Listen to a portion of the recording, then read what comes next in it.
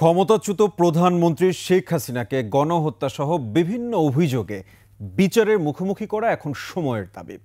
যদিও বিভিন্ন মহল থেকে তার প্রত্যর্পণের দাবি ভারতকে একটি কূটনৈতিক জটিলতার মধ্যে ফেলে দিয়েছে। বিষয়টি বাংলাদেশ ভারত দ্বিপক্ষীয় সম্পর্ককেও পরীক্ষার মুখে ফেলেছে বলে মনে করছেন বিশ্লেষকরা। বিস্তারিত আকবর হোসেন সুমনের রিপোর্টে। ছাত্র জনতার অভ্যুত্থানের মুখে শেখ হাসিনা ভারতে পালিয়ে যাওয়ার ৪৮ ঘণ্টার মধ্যে তার বিরুদ্ধে হত্যাসহ মামলা হয় ৪টি।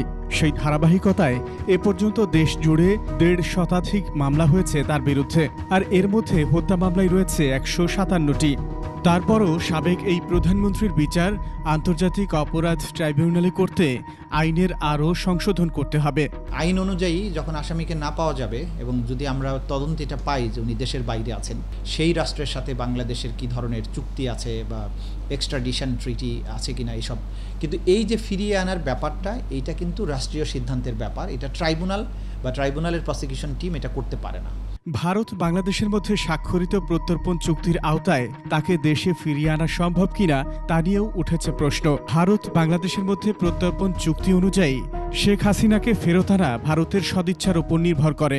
তার বিরুদ্ধে প্রথমত যদি মামলা থাকে এবং ওই মামলায় উনি যদি সাজাপ্রাপ্ত হন, সেক্ষেত্রে হলো তারা যদি বলে এই মামলাটি রাজনৈতিক উদ্দেশ্য প্রণোদিত এবং তাকে হয়রানি করার উদ্দেশ্যে এই মামলাটি করা হয়েছে, সেক্ষেত্রে তারা প্রত্যর্পণ রিফিউজ করতে পারে। ভারত ছাড়া আর কোনো দেশে শেখ হাসিনার আশ্রয় পাওয়ার সম্ভাবনা খুবই কম। যুক্তরাষ্ট্র ও যুক্তরাজ্য ক্ষমতাচ্যুত প্রধানমন্ত্রী শেখ হাসিনাকে আশ্রয় দিতে অস্বীকৃতি জানালে অন্য অনেক দেশও তাদের অনুসরণ করতে পারে। আইনের বাইরে গিয়ে বা পাশ কাটিয়ে তাকে ইউকেতে আশ্রয় দেওয়ার সম্ভাবনা খুব কম।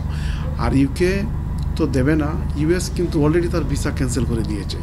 তো ইউকে এবং ইউএস যে সিদ্ধান্ত নেয়, ধারাবাহিকভাবে ইউরোপিয়ান কান্ট্রিগুলো, ওয়েস্টার্ন ইউরোপিয়ান কান্ট্রিগুলো এবং কানাডা কিন্তু দে ফলো সুইট, তারা একইভাবে অনুসরণ করে। তবে যতই বাধা আসুক না কেন, সাবেক স্বৈর শাসক শেখ হাসিনাকে ফিরিয়ে এনে তার বিচারের দাবি জোরালো হচ্ছে চারদিকে। আকবর হোসেন সুমন, ২১শে টেলিভিশন, ঢাকা।